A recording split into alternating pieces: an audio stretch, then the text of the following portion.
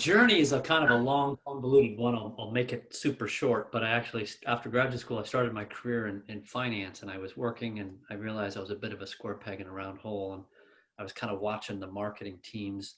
I was working at Intel, which is, a big, large, multinational company, and I was watching the marketing team doing stuff, and I kept thinking, man, I want to do that. So like, how do I get over there? So I sort of plotted my crazy strategy of getting from finance into marketing. And it was kind of a twisted, many turned journey, but I got there eventually. And it just, for me, just the idea of telling stories and being creative and positioning and messaging was more of a natural fit. Right. And so my natural strengths came out more readily when I was in marketing. I think that's sort of what got me here, and then ultimately has allowed me to stay and be successful somewhat in my career. And I think the thing that has so attracted me about the brand is when you about branding in general, we marketing fundamentally exists for one reason, which is to help the company grow, right? I mean, if you go back, Peter Drucker said, what's the core function of marketing is to acquire a customer. We exist to help the business acquire customers and to grow. But what's interesting is the companies, branding and brand marketing is, I equate it to to me, it's the R&D of marketing, because you don't do branding properly and expect instantaneous results. But I can do some things in demand gen that can get some pretty quick results, offers and deals and 2-for-1s. And there's lots of things you can do to get immediate results. Branding is not that. Right? Branding is about connecting with the emotional side of the human. And what it ultimately does then is it creates loyalty, and it creates stickiness, and it creates resonance. And when you do that, then the other great benefit is the efficacy of your demand gen and growth oriented messages goes up by quite a bit. So when people know you, are comfortable with you, have a connection with you, they're far more interested in willing to engage with your message that says, hey, I've got this special thing, I'd like you to buy it. They're far more willing to engage there. So there's a lot we can unpack there, but that's kind of the short answer around it's so important to have an R&D arm, sort of a longer term investment to really position your company in the minds of your buyer with a much more emotional connection. And that will again allow all the rest of your marketing mix to perform far more effectively than if you don't do that at all.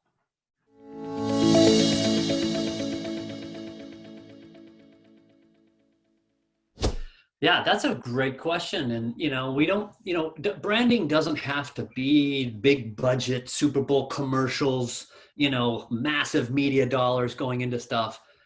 Ultimately branding is just simply about creating a connection with your target audience and having a consistency and a truth about what you're about. And the most important thing about branding is not something that marketers do in a smoke-filled room with a light bulb on a string, right? And you don't just like start throwing clever catchphrases on the wall and say, I like that one, that's it. Branding is much more a discovery process, right? We discover the soul of the company. And then what we do in marketing is we kind of help then tell that story. But a great brand is about the communication of the soul. And, if you just, we can take a lot of companies. I mean, I worked at Intel. Intel's a great example, but everybody knows Apple. You take Apple and back in the day when Steve Jobs really put the branding wrapper around Apple's message, and it was about being different, and it permeated their entire culture. But they connected with their buyer in such a deep and emotional way that it offers, that strong brand offers such an ability for people to connect with them and beyond just the core products that they had. So if I go back to your question, if I'm a small company, it's what is that soul of my company? What is my secret sauce? And then how do I consistently and clearly, and if possible, cleverly tell that story? Doesn't have to be with massive, it can be through PR, right? It can be through social media, but it's creating that connection that this company has a particular position and a particular personality and value proposition that appeals to me, their target audience. And that's really what it is about. So branding really is for everyone. And by the way, branding is actually for individuals. It goes that far.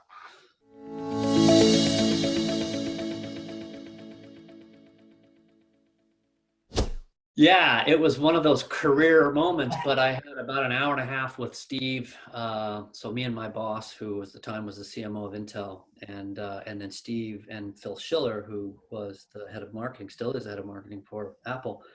We met this back in 2006. So that's 15 years, almost 15, 14 years ago.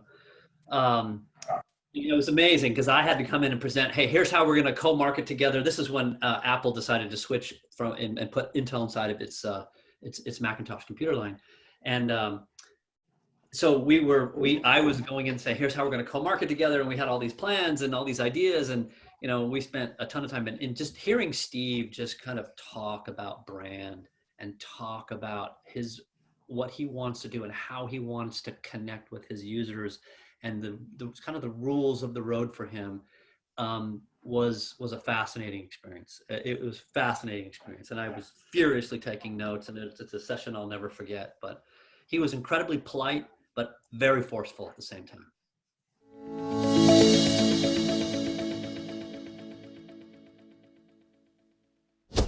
Well, if you think about it, there's two great examples. One was Apple, for sure, and they built their brand on different, right? We're the James Dean of computers, right? So if you want to sort of put convention aside and blaze your own unique trail, you're going to do it using Apple tools, right? Remember, he didn't say, in Apple's marketing, they didn't come out and say, our computer is faster and it's got more memory and all these other things, although, in their spec sheets, they would claim those things. But their high-level brand messaging was, we create the tools for genius people to change the world, for creative people to change the world, right?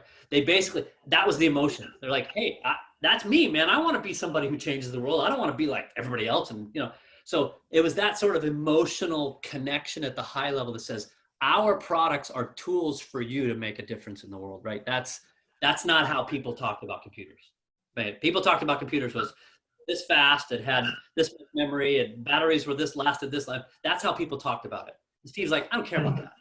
I care about making you so productive and so creative with the best tools in the world so that you can change the world. That's a different proposition. And then the other part of that story is you think about Intel, right? Intel came along and said, hey, what's inside is what matters, right? And if you have Intel inside, you have the best.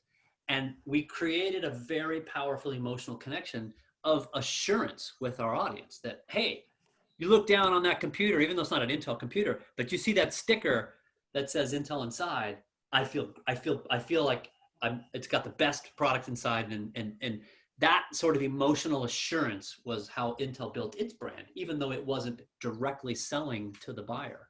So that's a couple of examples of just you carve your own way, you find your niche, and then you just really get really prescriptive around what that niche is and be different and unique, right? And that's a great formula.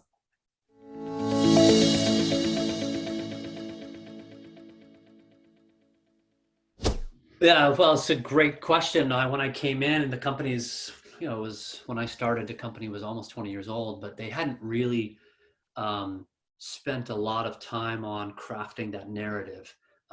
Although there was a unique culture, there was a unique sort of position it had in the marketplace. But partly what we did was exactly what I told you before. We went on this path of discovery. What is the soul of this, right? What is it that's true? Not what we want or hope to be true or what somebody else says should be true, but what's really authentic about us. And then within that, what is the unique and different special secret sauce that we have that we can take to the world?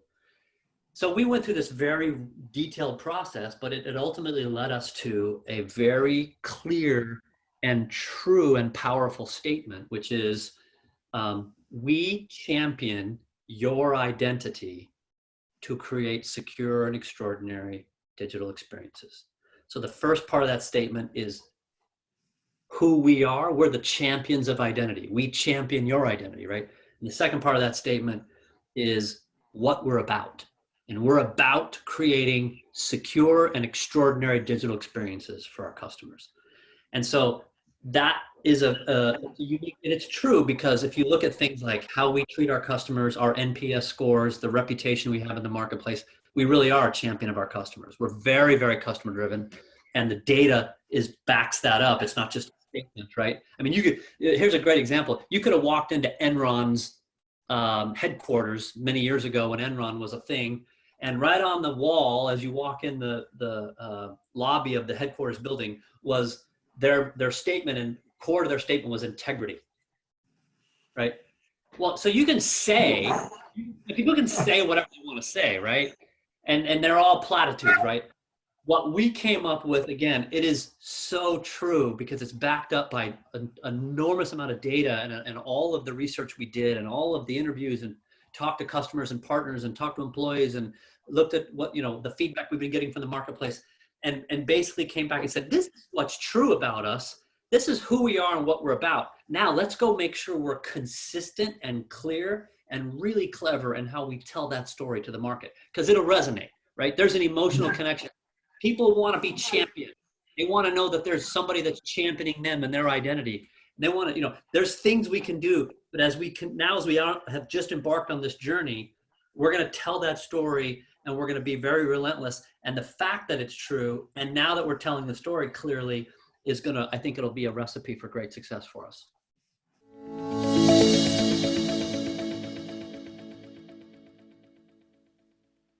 Well, what's great about the world we live in today is our ability to measure is better and more effective and more real time than it's ever been, right? The old phrase about marketing is, I know half my marketing budget is a waste. I just don't know which half. There's still, there's truisms in that, because a lot of times the old world of marketing is create a campaign, you put it out there, you cross your fingers, and you hope it works, right? Nowadays, with almost everything going digital, you put campaigns out, and you can measure in real time the effectiveness of that. Are people engaging your content, or are you seeing the kinds of early stage indications that things are working? Ultimately, I want to see measures of my brand awareness grow. I want to see measures of my brand preference grow. Those are things I want to measure, but that in and of itself isn't sufficient. So we get very prescriptive around return on marketing investment. We look at the data and say, because part of this investment, as I said, the R&D. So the brand investments are going to be measured over multi-years, 2 or 3 years. You can't do a brand campaign and begin that message and pull back, because it won't work. That'll be a waste. But you also can't expect big shifts in market perception in a very short period of time. But we look at the totality of our marketing investments. We measure our returns on marketing investment. We measure, the effectiveness of our pipeline generation. We have all kinds of metrics we look at to say, are we on the right track or not? And then we kind of bifurcate those investments around the short term and the longer term to give ourselves a little bit of reality and fairness. But we measure that. We look at all those data points, and we can see whether we're trending in the right direction fairly early or not. Brand investments are harder because they require a little more patience. But what I have learned in my career, and I said it earlier and I'll repeat it, brand investments are not about feeling better about yourself. Brand investments are about creating customer loyalty, customer stickiness, and making the rest of your marketing stack more effective. A great brand presence and a great brand campaign and message creates a much more effective demand gen engine. And so that's why we ultimately do it. Is, branding by itself is meaningless. Branding to an end of creating more customer loyalty, more customer preference, more customer acquisition, that's why you do it.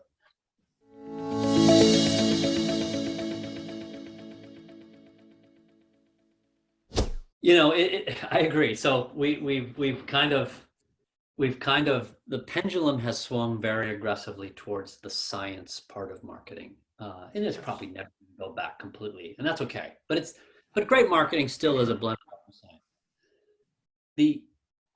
What Apple has done through its ability to tell a very clear story of what they're about, who they are and what they're about, And the fact that, remember, a brand too is, we have to be fair here. A brand is not just about what marketing defines it to be or the stories that are told about that brand.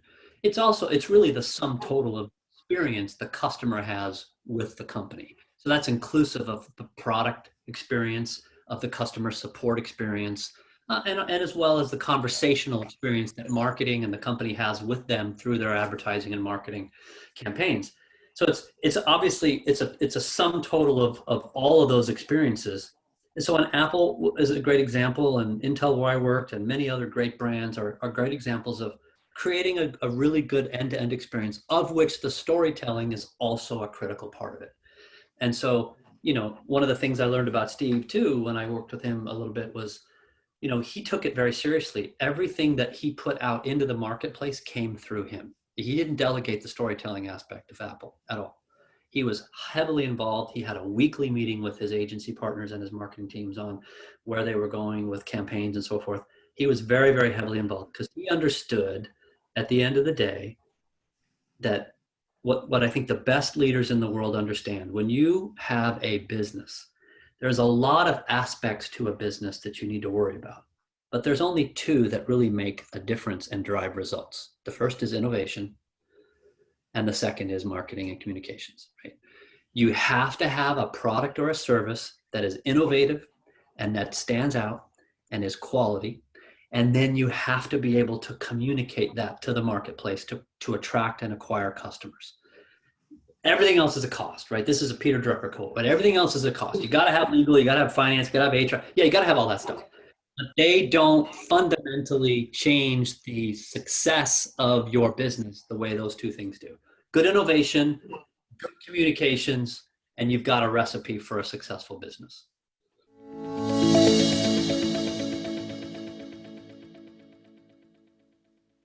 I think the best thing you can do is study the best, right? Study the best brands and how did they get there? There's brands from Nike to Coca-Cola to, we've talked about Apple or Intel or others that they're obviously big companies. We know of them. That doesn't mean that you have to be big to be brand successful. There's local brands that are successful that, just like there is in music, there can be big acts and there can be local acts. So it just depends on, where you're at in your journey. But I've sort of learned over the years that in looking at all of these brands that have been successful, there's a formula that formula is the wrong word because I don't want it to sound formulaic, because branding is never formulaic. But the landscape around us changes so much, and what people like one day is not what they like the next day, and so forth. That's why marketing is both fascinating and also incredibly challenging. But one of the things I've learned is there's I won't say formula, but there's characteristics of great brands that I've seen now over the years, right? And the first characteristic is that their position in the marketplace is very, very simple. It's not laden with functional, feature-based messaging and complexity. It's very, very simple. Apple, theirs was about being different, about having the best tools to express your creative self in the world. Nike is a great example, right? The Just Do It that was back in 1987, 1988, and it's still around because it's so profoundly simple and so profoundly relevant. It speaks to the Olympic athlete. It also speaks to the couch potato and every one of us that are. And so, but there's an utter simplicity to their positioning. And by the way, the simplicity part is the hardest. It's so hard, which is why most brands are complex and they riddle their messaging with too many things. But simplicity is number one. Two is the unique and differential secret sauce. What is that secret sauce that you can then really pound home and drive home in your storytelling? The third one is the emotional. What is that emotion that you're trying to connect with your buyer on? With Apple, as we said, it was that sort of rebel within. I don't want to be like everybody else. Like with Nike, it was this emotional thing that you can do better, right? You just do it, right? Whatever it is, but you can do more than you're doing now. And that's an emotional connection. Coke had this open happiness for a long time, and now it's taste the feeling, but it's a very together social, emotional thing that they put Coke in the center of, and it's powerful, right? So those three things are characteristics of great brands. And it doesn't mean you can sit down in a day and go, okay, I'm going to apply these three things to my brand and I'll have it figured out. It's hard work. But if you keep that in mind, it gives you a template around how to continue to hone and refine, to simplify, to highlight the unique differences and connect emotionally. You really just use that litmus and that filter, and it allows anyone getting into this business to have a means whereby they can help define what that brand position is, built on authenticity and truism, but then really layered in with the art side of it, where there's that creativity and that soul that comes out. And that's what those great companies do, is they follow that template exquisitely well. And anybody can do it. It's just not easy.